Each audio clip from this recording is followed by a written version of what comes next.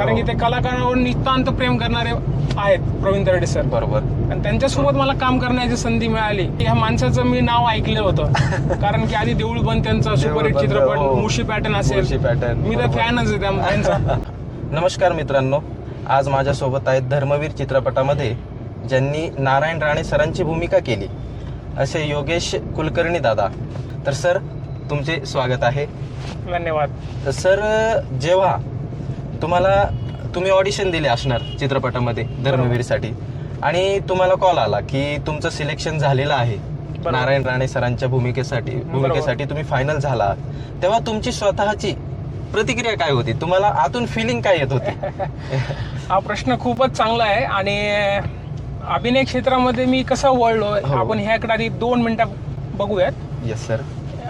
भूमिकेकडे येण्याआधी मला सांगायला आवडेल की मी नाट्यशास्त्राचं शिक्षण कंप्लीट केलं डॉक्टर बाबासाहेब आंबेडकर मराठवाडा विद्यापीठातून. माझं 3 वर्षाचं शिक्षण पूर्ण केलंय. 1 वर्षाचं बॅचलर ऑफ ड्रामॅटिक्स आणि 2 वर्षाचं मी मास्टर केलंय.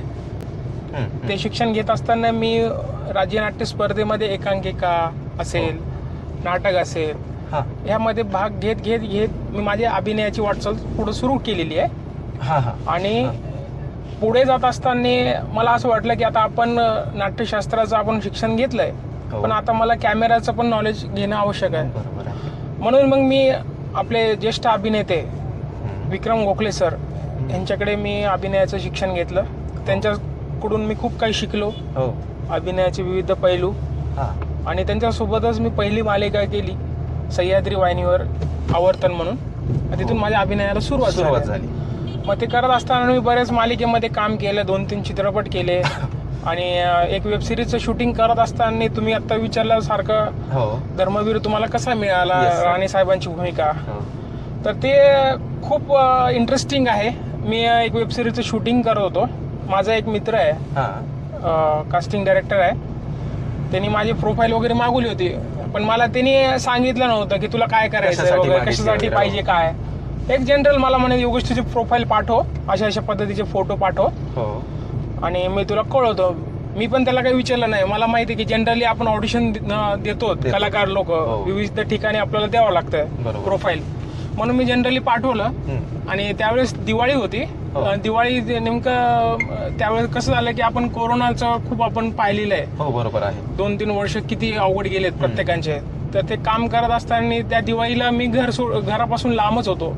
मग दिवाळी संपली आणि तसं मी घरी आलो आणि नंतर मला परत मित्राचा फोन आला, अरे योगेश तुझी प्रोफाईल पाठवली होती ना, ते सिलेक्ट झाली म्हणे. अरे वा, छान आहे. आणि मग मी त्याला लगेच सांगितलं की कुठल्या भूमिकेसाठी आहे, काय सिलेक्शन झालं असं ते मला म्हणलं. तर ते म्हणलं तुला ऑडिशनला यावं लागेल, तिथं तुझं स्पष्टीकरण आणि तुला सगळं क्लिअर होईल. बरोबर. मग मला तिथे जाऊस तर पण मला माहिती नव्हतं की नारायण राणेंची मला भूमिका करायची आहे म्हणून. माहित नव्हतं, काहीच नाही, काही कल्पना नाही, काही नाही. ऑडिशनला बोलवलंय. जनरल म्हणला तू ऑडिशनला ये, खूप मोठे दिग्दर्शक आहेत, खूप मोठे. नाव पण त्यांनी घेतलं नव्हतं कोण करतं काय नाही, म्हणजे पूर्ण सरप्राईज होता. आणि नंतर मी जसं ऑडिशनला गेलो, तिथे नंतर माझा मित्र आणि मी तिथे गेल्यानंतर आनंद दिघे साहेबांचा मोठा पोस्टर होता, त्यांचा फोटो होता. आणि ते फोटो पाहिल्यानंतर एकदम मला भारून गेलो. मी म्हणलं यार हे खूप मोठे. आता मी ठाण्यामध्ये नेमकंच राहू लागलो आणि दिघे साहेबांवरती हा चित्रपट येतोय असं कळालं. म्हणजे तुम्हाला आता लिंक लागली होती की याच्यामध्ये आता आपल्याला काहीतरी भूमिका आहे. आणि जसं मला स्क्रिप्ट हातात आला आणि बसलो ऑफिसमध्ये, 5 मिनिटानंतर मला जे कास्टिंग डिरेक्टर होते त्यांनी मला हे दिली, स्क्रिप्ट दिली.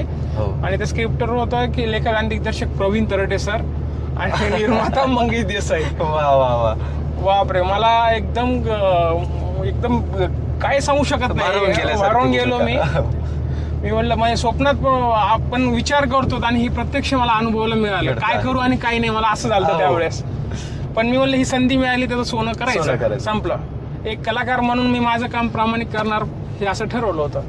आणि ही भूमिका मिळाल्यानंतर मी खुश झाले. मग तुम्ही जेव्हा ही भूमिका करत होते ऑन स्क्रीन किंवा शूट चालू असताना, कॅमेरा चालू असताना, तेव्हा तुम्हाला स्वतःमध्ये काही वेगळं पण जाणवत होतं का की ती भूमिका जेव्हा तुम्ही साकारत होते? आता इतकं मोठं व्यक्तिमत्व आहे राणे साहेबांचं, तर ते व्यक्तिमत्व जेव्हा तुम्ही साकारत होता तेव्हा मला ज्यावेळेस हा ऑडिशन मध्ये सांगितलं की तुला नारायण राणे साहेबांची भूमिका करायची, त्यावेळेस मला एक सेकंद धक्का बसला की म्हणलं अरे शॉकिंग आहे, म्हणलं अरे एवढे मोठे व्यक्तिमत्व आहे, त्यांची भूमिका करायची आहे मला.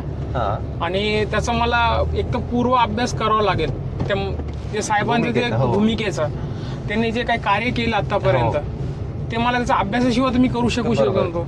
पण त्यांचे काही रेफरन्स व्हिडिओ होतील, त्यांचे काही क्लिप्स असतील, मी त्या पाहिल्या. आणि साहेबाला मी आपण कॉपी नाही म्हणता येणार, बरोबर, पण त्यांच्या भूमिकेला न्याय देईल असं मी काम करण्याचा प्रयत्न केला. एवढंच सांगू शकतो. मग कुठेतरी तुम्हाला असं वाटत होतं का की मी नारायण राणे साहेब आहे स्वतः?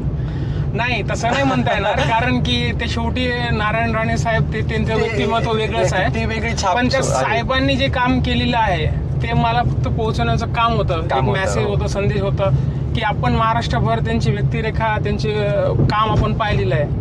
एवढ्या मोठ्या व्यक्तीचं आपण काम करतोय हे मनात एका कलाकाराला दडपण असतं, पण ते काम करताना भीती नसली पाहिजे. एक तो तुम्हाला सकारात्मक दृष्टिकोन पाहिजे काम करतो कलाकार म्हणून.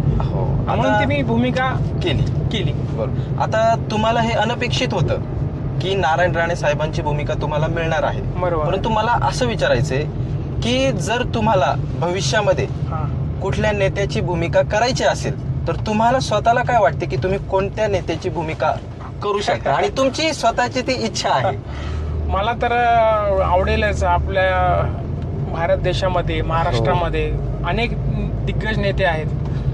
कुठल्याही कलाकाराला ती भूमिका साकारणं निश्चितच आवडेल. मलाही ज्या काही भूमिका आतापर्यंत करतोय किंवा मिळालेल्या आहेत त्यापेक्षा माणूस कसं काम करतोय त्याच्यात आपण बघितलं पाहिजे कलाकार म्हणून. बरोबर. स्वतःमध्ये आपण आधी बदल केला पाहिजे. निश्चितच पुढे चालून एखादा दिग्दर्शक असेल किंवा निर्माता असेल, बरोबर, तुमचं काम प्रामाणिक असेल तर ते तुमची भूमिका तुमच्यापर्यंत पोहोचणार. पण आपण आपलं काम करत राहिलं पाहिजे. मी पण असं सांगू शकत नाही, पण निश्चितच मला चांगल्या नेत्यांचा आणखी पुढे अभ्यास करून भूमिका करायला आवडेलच. मग चित्रपटाचे शूट चालू असताना चित्रपटाचे दिग्दर्शक आज खूप मोठं नाव आहे प्रवीण तरडे सर, त्यांच्या बरोबरचा तुमचा अनुभव कसा होता? अरे खूप ग्रेट होता. फर्स्ट डे मला अजूनही आठवत आहे की मी जसं ठाण्यामध्ये आम्ही शूट करत होतो हॉस्पिटलचा सीन, त्यावेळेस मला इतकं प्रचंड प्रेशर आलं होतं की ह्या माणसाचं मी नाव ऐकलं होतं. कारण की आधी देऊळ बंद त्यांचा सुपरहिट चित्रपट, मुळशी पॅटर्न असेल, मी तर फॅनच आहे त्यांचा. कारण की ते कलाकारांवर नितांत प्रेम करणारे आहेत प्रवीण तरडे सर. बरोबर.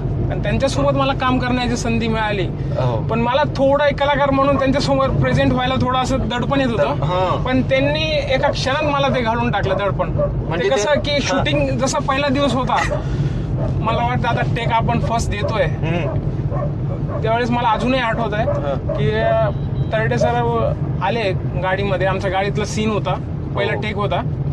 तर ते शॉट देत असताना सर आले जवळ, मला असा हात ठेवला खांद्यावरती, अरे कर रे म्हणे, काय नाही.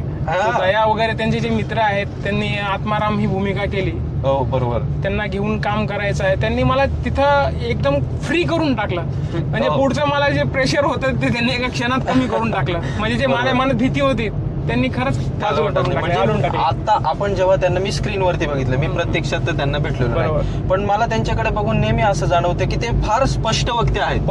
जी गोष्ट जेव्हाच्या तेव्हा ते मोकळेपणाने बोलतात, फार स्पष्ट वक्ते. म्हणजे तुमची झालेली चूक असेल, तुम्ही केलेला चांगला अभिनय असेल तर ते प्रतिसाद देतात. मग दादा, आणि कलाकारांवर त्यांचं विशेष प्रेम आहे. विशेष म्हणजे ते खूप चांगलं सगळ्यांना मार्गदर्शन करतात.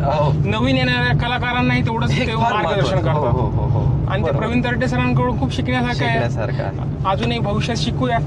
नक्कीच. मग आता तुम्ही सिनेमात काम केलं, मग सिनेमाच्या पडद्यावरील नट आणि सिरियल मधील नट यामध्ये काय फरक आहे दादा? मला ते तुमच्याकडून ऐकायला आवडेल. आता सिनेमाचं कसं असतं, आपल्याला तुम्ही पण अभिनय क्षेत्रात असल्यामुळे तुम्हाला थोडंफार नॉलेज आहेच, पण तरी पण मी थोडक्यात सांगतो की अभिनय क्षेत्रात आपण काम करत असताना कॅमेरे सेम सारखेच असतात, पण प्रकार त्याच्यातला वेगळा आहे. म्हणजे आपण ज्यावेळेस सिनेमाचा अभ्यास करतो त्यावेळेस पूर्ण व्यक्तिरेखेचा किंवा त्या कथन नकाचा आपण अभ्यास करतो, म्हणजे बॅकग्राऊंड काय आहे हो फिल्म समजून घेताना, बरोबर. म्हणजे आपण तितकंच मर्यादित नसतं, हो त्याचा आवाका खूप मोठा असतो बरोबर. सिनेमाचा.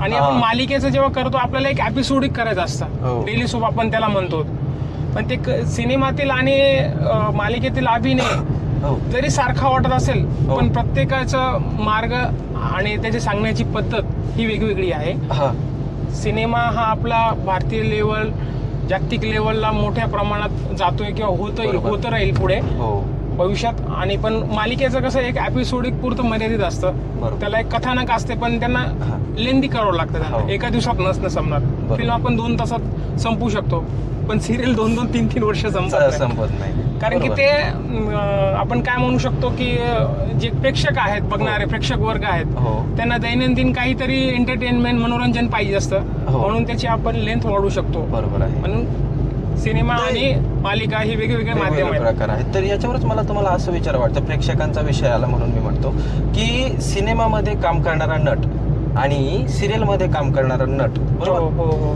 तर या दोघांपैकी कोणता नट प्रेक्षकांच्या काळजात रुजलेला असतो, जो जवळचा वाटतो? आता सांगायला ते खूपच इंटरेस्टिंग आहे हो की आपण विचार करू चित्रपटाचा. हो चित्रपटातील जे नट असतात हो ह्यांनी 25-25, 30-30 वर्ष इंडस्ट्रीमध्ये काम काम केलेलं केलेलं असतं. जसं की आपण जुना अभ्यास करूया, दादा कोंडके, निळू हो. फुले, अशोक सराफ असतील, नाना पाटेकर असेल, मकरंद अनासपुरे, हो ह्यांनी इंडस्ट्रीला आपल्या कुठे नेऊन ठेवलेलं आहे. बरोबर. आणि ती पातळी, ती लेवल, त्यांच्याकडे काम करण्याचा अनुभव हे हो. नवीन कलाकारांना कसा घेता येईल हो याचा आपण विचार केला पाहिजे. बरोबर. आणि मालिकेत करत असताना हा त्यांना मिळणाऱ्या ज्या काही सुविधा आहेत किंवा ते अभिनय आहे, ते आता कसं झालंय की आपण म्हणतोय की मोबाईल, स्मार्टफोन आल्यापासून तर थोडं टेक्नॉलॉजी बदलत चाललेली आहे. बरोबर. आणि आजकाल सगळ्यांना इन्स्टंट पाहिजे. हो. चित्रपटांना वेळ लागतो हा. सगळ्या गोष्टीसाठी वगैरे, बरोबर. त्याला त्याची प्रोसेस आहे ती खूप आहे. हो. आणि सिरियलचं एक माध्यम आहे, लिमिटेशन आहे त्याच्यामध्ये. आपण म्हणतो की एका घरापुरतं प्रत्येक परिवार आरामात बघू शकेल. एक माध्यम सिरियलचं तसं आहे डेली सोप मध्ये. बरोबर बरोबर. मग दादा, अभिनयाची आवड निर्माण कशी झाली तुम्हाला? अभिनयाची आवड मी सांगता येईल की मी विद्यापीठात ऍडमिशन घेण्याआधी माझं संगीत क्षेत्रात शिक्षण झालेलं आहे. संगीत क्षेत्रात? हो. माझं गायनामध्ये मी सारेगमप असेल, बाकीच्या गौरव महाराष्ट्राच्या ज्या काही रियालिटी शो होते, हो कॉलेजमध्ये असताना मी गाणं म्हणायचो. मग ते गाणं म्हणत असताना मी एका सरांकडे, आमचे श्रीकांत गोसावी सर होते औरंगाबादला, हा संभाजीनगर आता नाव झाले त्याचं, त्यांच्याकडे मी मध्यमापर्यंत माझं शिक्षण झालंय. आणि मग ते करत असताना मला असं वाटलं की आपण विद्यापीठामध्ये आमचा कोर्स होता ड्रॅमॅटिक्सचा, नाट्यशास्त्राचा. माझं असं येण्याचं निश्चित नव्हतं या क्षेत्रामध्ये. विद्यापीठात कुठे केलं तुम्ही? मी औरंगाबादला डॉक्टर बाबासाहेब आंबेडकर मराठवाडा विद्यापीठात हो. नाट्यशास्त्र विभाग आहे, हो तिथे मी कोर्स केला. बरोबर. मग मला असं वाटलं की ते गायन करत असताना आपण अभिनयाचं पण आपण बघूयात. हो. म्हणजे त्यावेळेस निश्चित केलं नव्हतं की अभिनयातच यायचंय मला. म्हणजे एक आवड झाली निर्माण झाली. हो पण ते तसं मी कॉलेजला, शाळेत असताना छोट्या स्पर्धा किंवा काही कार्यक्रम केलेलेच आहेत मी. हो नाटकाचे म्हणा, स्किट असेल वगैरे, येस प्रहसन, ते करतच मी इकडे अभिनयाकडे वळलो. बरोबर बरोबर. मग जेव्हा तुम्हाला कळलं की आता अभिनय क्षेत्रामध्ये आपल्याला करिअर करायचं आहे, हो हो. आणि स्वतःला आधी कळावं लागतं, तुम्हाला आवड निर्माण झाली, मग तुम्ही घरात ही गोष्ट पहिल्यांदा कोणाला शेअर केली? सर्वात प्रथम तर ह्या क्षेत्रामध्ये यायचं म्हणजे थोडं रिस्कच आहे. बरोबर आहे. अभिनय क्षेत्रामध्ये म्हणजे तुम्हाला काम कधी मिळेल हे तुम्ही स्वतः पण नाही सांगू शकत. हो आपला स्वतःवर विश्वास आहे पण ते काम तुमच्यापर्यंत कधी येईल हे आपण नाही सांगू हो शकत. तर आपण काम करत असताना मी विचार केला की अभिनय क्षेत्रात तर मला काम करायचंय, पण घरच्यांचा सपोर्ट असणं खूप आवश्यक आहे एका कलाकार म्हणून. बरोबर आहे. पण आईला आणि भावाला मी म्हणलं की असं मला करायचं. त्यांचा तर आधी प्रथम विरोधच होता, कारण की सपोज त्यांना वाटतं की चांगली नोकरी करावं, हे करावं, बरोबर. तुझं कधी होईल करिअर सांगता येत नाही, म्हणून ते त्यांच्या दृष्टिकोनातून म्हणले. पण मला एक मनातून वाटलं की नाही, मला अभिनय क्षेत्रातच काम करायचं, जे काही असेल ते. बरोबर. पण त्यांना छान वाटलं. धर्मवीर मध्ये आता नाव मिळालं चांगलं, ते हो. लोक ओळखतात त्या चित्रपटामुळे. मग आईंची प्रतिक्रिया काय होती? हो, खूप छान. आईने चांगला आशीर्वाद दिला. हो. ते म्हणे तुला काय करायचं ते कर म्हणे, आता बाकी काही नाही काय? घरच्यांनी. आणि मग मित्र परिवार असतो आपल्याला, हो. ज्या मित्रांसोबत तुम्ही नाट्यशास्त्राची शिक्षण घेत होता आणि आज तुम्ही सिनेमाच्या पडद्यावर आला, त्या मित्रांची काय प्रतिक्रिया? नक्कीच ते मित्र आज माझ्यासोबत तर आहेत, आम्ही कॉन्टॅक्ट मध्ये आज पण आहोत. हो. तर नाट्यशास्त्रामधले माझे काही जुने मित्र आहेत की काही ते कारणास्तव मुंबईला येऊ शकले नाहीत. त्यांचं हा. काही घरगुती काही प्रॉब्लेम असेल त्यांचा पर्सनली, बरोबर. पण त्यांच्या नाटकाविषयी अजूनही प्रेम आहेत. आम्ही भेटलं की नाटकाविषयी चर्चा करतो, गप्पा मारतो, जुन्या आठवणी करतो. हो. पण त्यांना वाटतं की आता आम्ही नाही करू शकलो पण तू करतोय, सपोर्ट आहे सपोर्ट आहे, तू कर म्हणे, मित्रांचा. कधी ना कधी तुला यश मिळेलच. बरोबर. आमचा सपोर्ट आहे. आता शेवटी कसं असतं, मित्र आपल्याला मदत करतातच, सुखात पण आणि दुःखात पण. दुःखात पण. बरोबर बरोबर. मग पुढे तुमचे स्वप्न काय आहेत अजून? आता तर खरी अभिनयाची सुरुवात झाली आपण असं म्हणावं लागेल. ही तर सुरुवात आहे. हो बरोबर. आता इथून पुढं बघूयात कशा भूमिका येतात. हो. पण मी माझं एकच ठरवलंय की आपण आपल्या अभिनयाशी, आपल्या कामाशी प्रामाणिक राहायचं, एकनिष्ठ राहायचं, एकनिष्ठ राहायचं, करत राहायचं. हो. एक ना एक दिवस ज्या भूमिका तुम्हाला पाहिजेत त्या तुम्हाला मिळतीलच, हो. अशा आशा आहे. मग- बघूया, तुमच्या शुभेच्छा तर असेलच. नक्कीच नक्कीच. आणि दादा, प्रत्येक क्षेत्रामध्ये आपण काम करत असताना आपल्याला मार्गदर्शक असतात. मग या क्षेत्रात तुमचे मार्गदर्शक कोण आहेत? मार्गदर्शक माझे तर प्रथम माझे आता म्हणता येईल की घरचे, आधी तसे विरोधच होता घरच्यांचा या क्षेत्रामध्ये. बरोबर. पण माझा भाऊ आहे, तो मला वेळोवेळी मार्गदर्शन करतो, मदत करतो जशी होईल तसे. हो. मित्र आहेत ते पण, काही परिवार ते हो. पण मार्गदर्शन करतात. काही जुने नाट्यशास्त्रातील आता चांगल्या पदावर गेलेले आहेत मित्र, बरोबर. आपल्या आपल्या फील्डमध्ये त्यांचंही मार्गदर्शन होतच. हो. पण कोणाकडून ना कोणाकडून कळतच. आपले गुरु आहेत, आई आहे. बरोबर.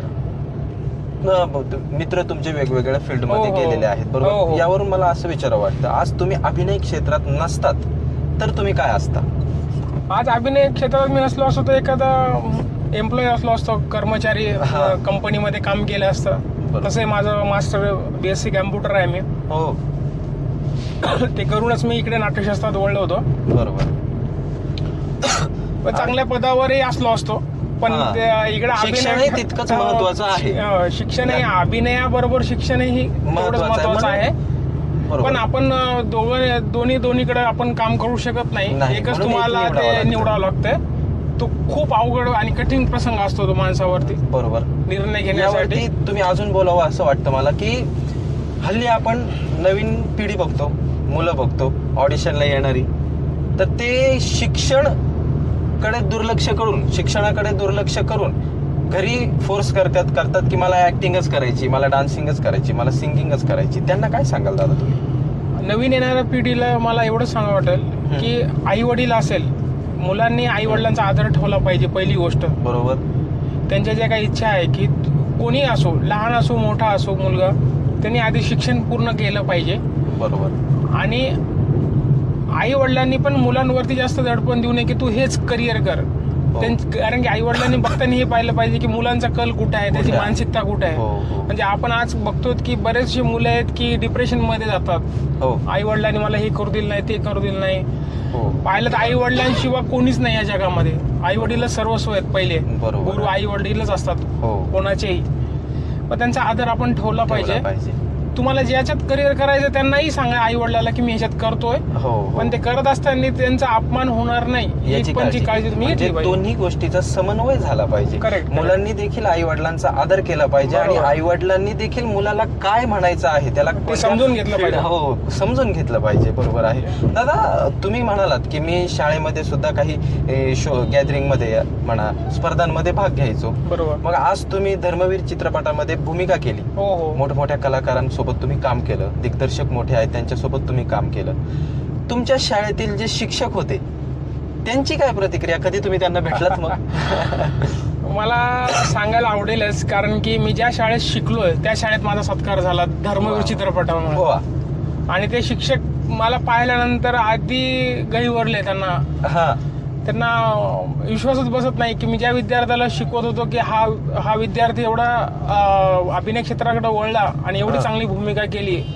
म्हणजे ती मी चांगली केली का नाही ते त्यांनीच सांगावं. पण ते त्यांचं जो काही आशीर्वाद होता, त्यांच्या ज्या चेहऱ्यावरती जे स्मित हास्य होते, ते मला असं वाटलं की एक विद्यार्थी म्हणून एक गुरुजींची जी अपेक्षा असते, गुरु आशीर्वाद म्हणा, गुरुदक्षिणा म्हणा, ती मी देण्यात योग्य किंवा समर्थ झालो असं वाटलं मला. बरोबर आहे. पण ते शेवटी छानच वाटलं. गुरूंना त्यांची प्रतिक्रिया छानच होती. आजही काही माझ्या शाळेतील गुरुजी आहेत, शिक्षक, आजही मी त्यांना भेटल्यावर नमस्कार करतो, बोलतो प्रेमाने.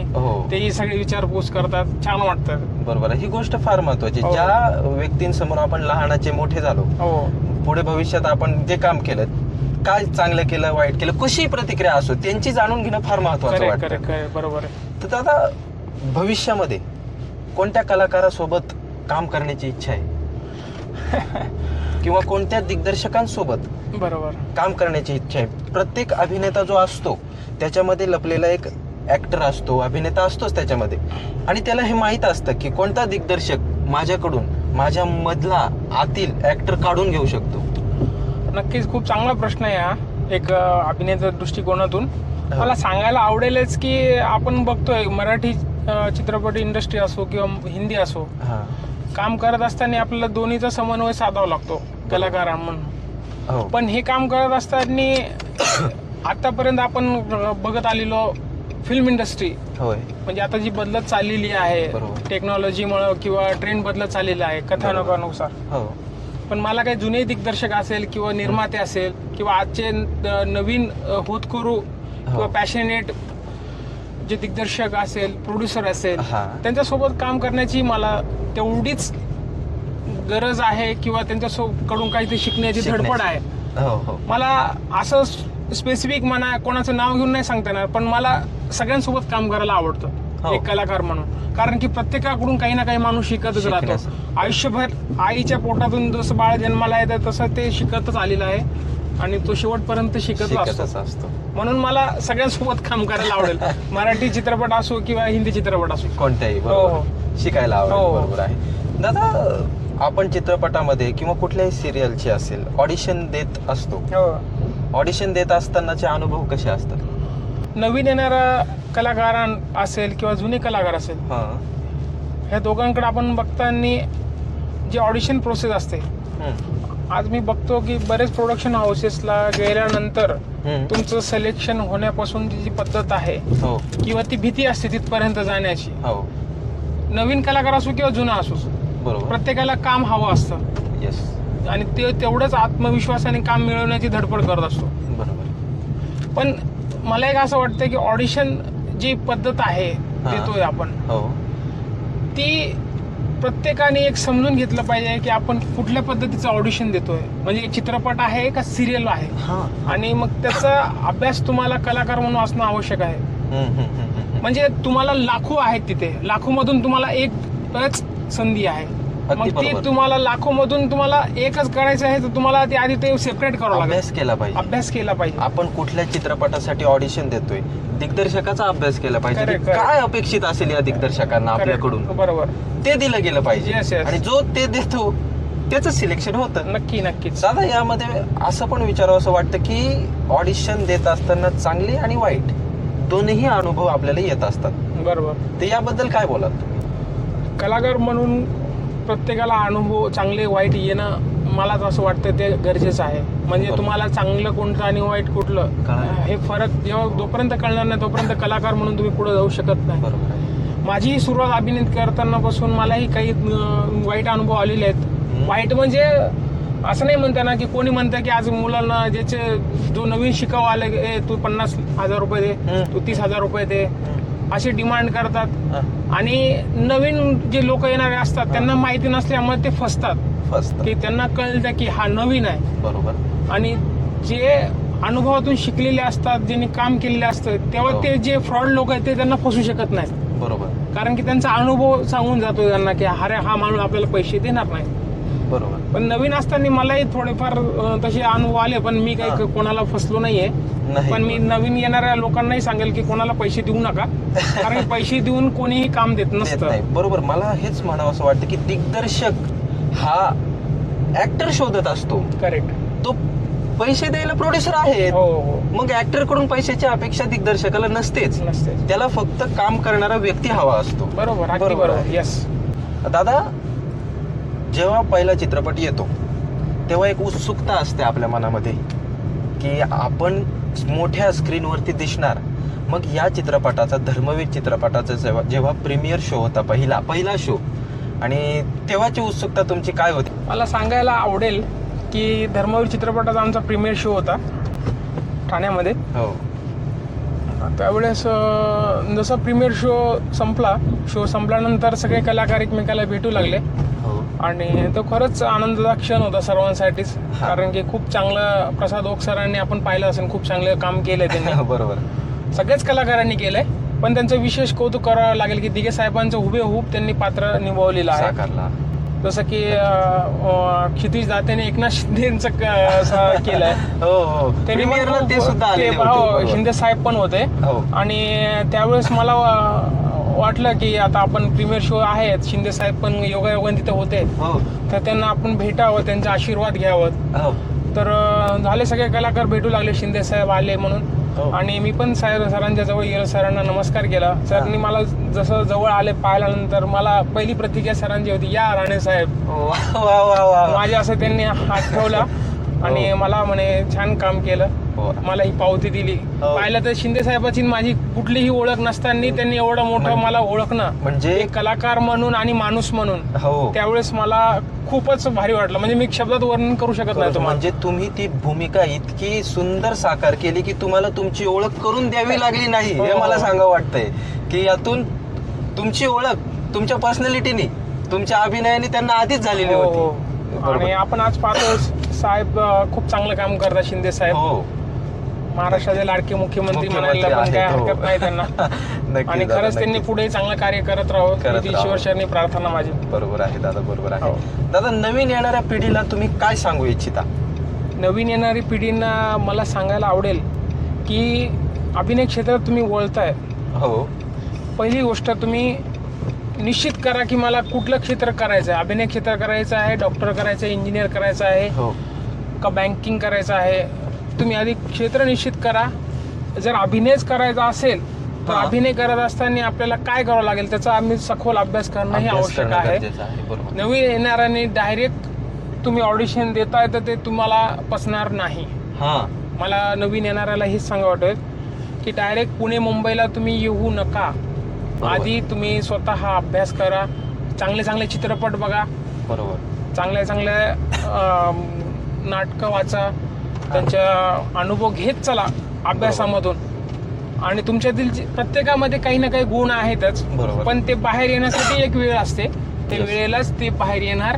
पण तुम्ही तुमचं काम करत राहा. तर तुम्हाला अभिनय क्षेत्रातच करायचं असेल करायचं करिअर, असेल. तर बरोबर. मला वाटतं की शॉर्टकट नाही, नाही. यशाचा हो. शॉर्टकट नाहीये. तुम्हाला अभ्यास करूनच यावं लागेल.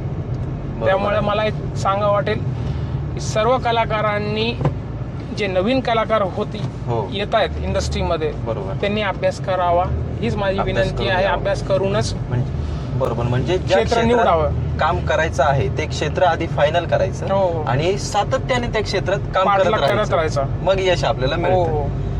मला विचारायला आवडेल की तुमचा आवडता हिरो कोणता?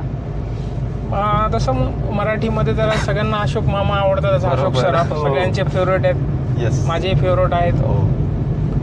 आणि तसे तर जुने कलाकार आपण भरपूर पाहिलेले आहेत, निळ फुले असेल, दादा कोंडके असेल, बरोबर. पण अशोक मामा फेवरेट आहेत माझे. आणि हिरोईन? हिरोईन आपण जुन्या अभिनेत्री मराठीमधले जर बघायला गेलं तर खूप आहेत. नाव मला एकाचं घेता येणं अवघड आहे, हा. पण जसं की आपण बघितलेलं आहेत, माधुरी दीक्षित पण आहेत. बरोबर, बरोबर. हो. त्यांनी हिंदी चित्रपटसृष्टीमध्ये काम केलेलं आहे. हो. मराठीमध्ये बरेच अभिनेत्री आहेत, बरोबर. जयश्री गडकरी असतील, हा. बाकी निवेदिता सराफ आहेत, बरोबर. वर्षा उजगावकर आहेत. हा आताच्या पिढी आताच्या मधून आपण बघायला गेलो तर खूप चांगल्या अभिनेत्री पण आहेत. बरोबर. हिरो सोबत विलन जास्त फेमस होत आहेत आता आपण बघतो. हो. तुम्हाला काय वाटतं याबद्दल? हिरोपेक्षा विलन असल्याचा मागचा, कारण की आजचा आपण विचार करू हा आणि मागचा विचार करू, ह्या दोन्हीचा फरक आहे. हा म्हणजे आज आपलं मानसिकता लहान मुलांची किंवा मोठ्या माणसाची आहे. हो. हिरो तर आहेच, पण हिरोपेक्षा विलन कसा वरचढ असेल हा ह्याच्याकडे स्क्रिप्ट रायटिंग नुसार म्हणा किंवा त्याच्या दाखवण्याचं व्हिज्युअलायझेशन हो. त्यानुसार आजचं समीकरण बघता आज हिरो आणि विलन दोघंही तेवढेच महत्वाचे पात्र आहेत. बरोबर. कारण की हिरो शिवाय विलनला महत्व नाहीये आणि विलन शिवाय हिरोला महत्व नाहीये. महत्व नाही. म्हणजे बरोबर आहे. खलनायक आणि अभिनेता हे दोघांची जेव्हा सांगड होईल तेव्हा चित्रपट सुपरहिट ठरतो. प्रत्येक चित्रपटाची ही मांडणी असते, त्या दोघांना घेऊनच चालावं लागते. आपण जुन्याही चित्रपटाचा अभ्यास करताना विचार केला तर जुन्याही चित्रपटामध्ये विलन खूप खतरनाक होते. म्हणजे लहान मुलं असो किंवा मोठा असो ते त्यांना घाबरायचे. प्रत्यक्षात वैयक्तिक मध्ये जरी भेटले तरी ते घाबरत होते. हो. आणि आजचे पण आपण विचार केला तरी त्या दोघांनाही घेऊन चालणं आपल्याला आवश्यक आहे कथेनुसार. बरोबर आहे. तेव्हाच ते कुठंतरी त्या गोष्टीला किंवा ते एंटरटेनमेंट मनोरंजन पद्धतीनं पुढे जाऊ शकतो. बरोबर. दादा, आज तुम्ही तुमचा महत्वाचा वेळ मला दिला. कार्यक्रमाला तुम्हाला जायचं आहे. हो. हे मी समजू शकतो. त्यातून तुम्ही वेळ काढून मला तुमचा महत्वाचा वेळ दिला. आणि नवीन पिढीने या क्षेत्रात काम करत असताना कोणती काळजी घेतली पाहिजे यावर देखील तुम्ही बोललात. हे मला फार आवडलं. कारण कोणी मार्गदर्शक असणं फार गरजेचं असतं. तर तुम्ही वेळात वेळ काढून आज माझ्यासोबत या प्रवासामध्ये थोड्याशा चर्चा केल्या, त्याबद्दल आपले खूप खूप धन्यवाद. भविष्यामध्ये तुम्ही जे जे स्वप्न बघितलेले असतील ते सगळे पूर्ण होतील आणि पुन्हा एकदा तुम्ही आमच्यासोबत असाच प्रवासामध्ये आम्हाला भेटाल आणि तेव्हा देखील तुमचे अनुभव आम्हाला शेअर कराल. नक्कीच. मलाही खूप छान वाटलं आजचा प्रवास आम्ही करत असताना. प्रत्येक मी ते खरंच नावाप्रमाणेच तो गोड माणूस आहे आणि खरंच त्यांचं कार्य सगळ्यांपुढं येत आहे अशा पद्धतीनं. मलाही खूप छान मुलाखत देताना आपल्याशी गप्पा मारताना खूप छान वाटलं. नवीन कलाकार येणाऱ्यांनी किंवा जे कलाकार आहेत त्यांनी आपलं काम करत राहावं, अभ्यास करत राहावा. बस मी एवढंच सांगू शकेल. दादा, आपल्या या चॅनलला आपल्या प्रेक्षकांनी सबस्क्राईब करावं. हो. अशी त्यांना एकदा तुमच्याकडून तुमच्या चाहत्यांना तुम्ही सांगा. सर्व मित्र परिवारांना मी सांगेल की प्रत्येक दादांचं जे चॅनल आहे त्याला तुम्ही सबस्क्राईब करायला विसरू नका. नक्की अवश्य एक लाइक तो बनता है यार. इतना आदमी ने इंटरव्यू लिया है, मुलाखत अच्छी ली है, तो काम अच्छा कर रहा है, त्याला आपण थोडं सपोर्ट करूया नाही का. नक्कीच. चला भेटूयात पुन्हा. नक्कीच. धन्यवाद. थँक्यू. छान.